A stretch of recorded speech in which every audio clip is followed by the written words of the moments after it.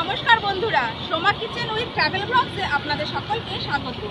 এই মুহূর্তে আমি দাঁড়িয়ে আছি পুরীর স্বর্গদ্বারে। হ্যাঁ, এই স্বর্গদ্বারটাই এশিয়ার দ্বিতীয় বৃহত্তম মহাশ্মশান। আসুন এই মহাশ্মশানের ভেতরে প্রবেশ করি। তার আগে এখনো যারা আমার চ্যানেলটিকে সাবস্ক্রাইব করে নেননি তারা অবশ্যই চ্যানেলটিকে সাবস্ক্রাইব করে নেবেন। এই মহাশ্মশানের অর্থাৎ পুরীকে এই মহাশ্মশানকে কেন স্বর্গদ্বার বলা হয় তারও একটা কাহিনী আছে। চলুন ভেতরটা ঘুরতে ঘুরতে সেই কাহিনীটা আমি আপনাদের সঙ্গে শেয়ার করব।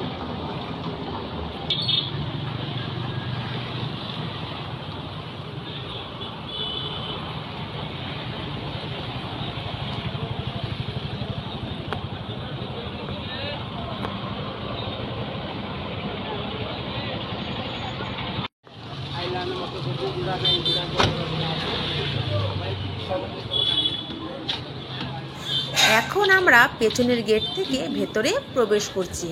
এই গেট থেকেই সমস্ত মৃতদেহ ভেতরে নিয়ে যাওয়া হয়। আসুন আমরা ভেতরের দিকে আস্তে আস্তে প্রবেশ করি।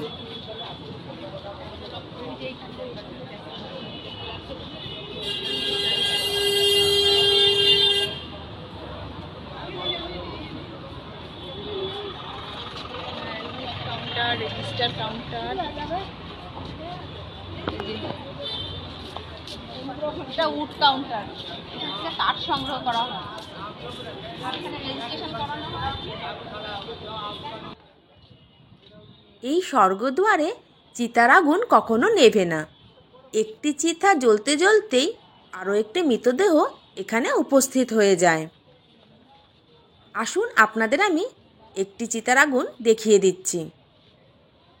ওই দেখুন, দূরে আগুন জ্বলছে, ওটাই একটি মৃতদেহ এখানে পোড়ানো হচ্ছে। এখানে কোনো ইলেকট্রনিক চুল্লি ব্যবহার করা হয় না, সমস্তটাই কাঠে হয়।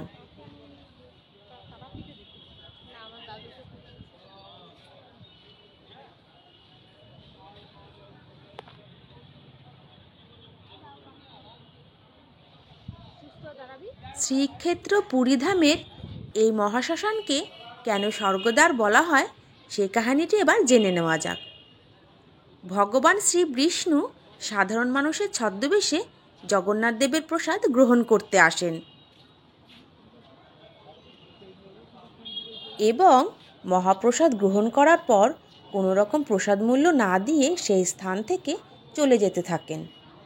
এই পুরো ঘটনাটি একটি পাণ্ডার নজরে এসে যায়। তখন সেই পাণ্ডা ভগবান শ্রী বিষ্ণুকে সাধারণ মানুষ ভেবে তার কাছে প্রসাদ মূল্য চাইতে থাকেন। পাণ্ডার হাত থেকে বাঁচার জন্য ভগবান শ্রী বিষ্ণু তার রথকে এই স্থানে ডেকে নেন এবং পাণ্ডার নজর এড়িয়ে সেই রথে চড়ে আকাশে অর্থাৎ স্বর্গে পাড়ি দেন। সেই দিন থেকে এই স্থানটি স্বর্গে যাওয়ার পথ অর্থাৎ স্বর্গদ্বার নামে পরিচিত। তাই কথিত আছে এই স্থানে মৃতদেহ দাহ করার পর তার আত্মা স্বর্গে পাড়ি দেয়, তাই এই স্থানটি স্বর্গদ্বার নামে পরিচিত। এই স্বর্গদ্বারের ভিতরে কিছু ছোট ছোট মন্দির আছে। আপনারা পুরী ভ্রমণে আসলে অবশ্যই এই স্বর্গদ্বারটি দর্শন করে নেবেন।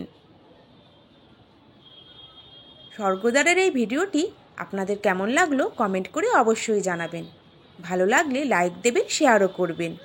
যদি আমার চ্যানেলে নতুন হয়ে থাকেন অবশ্যই চ্যানেলটিকে সাবস্ক্রাইব করে পাশে থাকা বেল আইকনটি প্রেস করে দেবেন।